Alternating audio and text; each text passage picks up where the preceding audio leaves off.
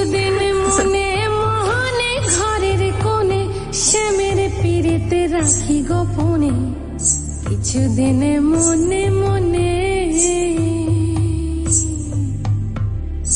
ইশারায় কইবি কথা ঘাটে মাঠে,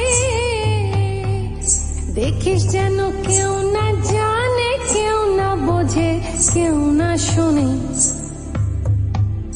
কিছুদিন মুখ ঢেকে রেখেছো কেন? ক্ষমা করবেন রাজমাতা, তুমি চিকিৎসার কথা বললে না?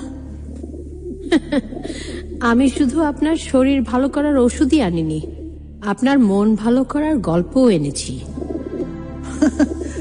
মন ভালো করার গল্প?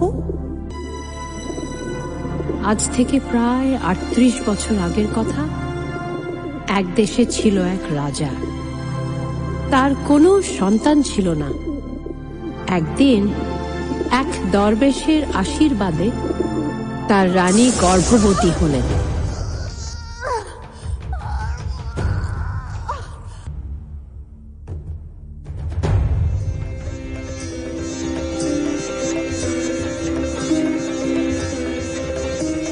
মহারাজ, মহারাজ, যমজ সন্তান। আমার সন্তান, আমার সন্তান। ক্ষমা করবেন মহারাজ, এ বড় অশুভ ছায়ার লক্ষণ। কি বলছেন গুরুজি?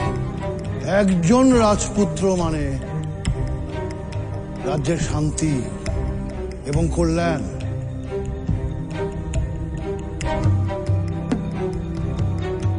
একই চেহারা, একই বয়সের যমজ রাজপুত্র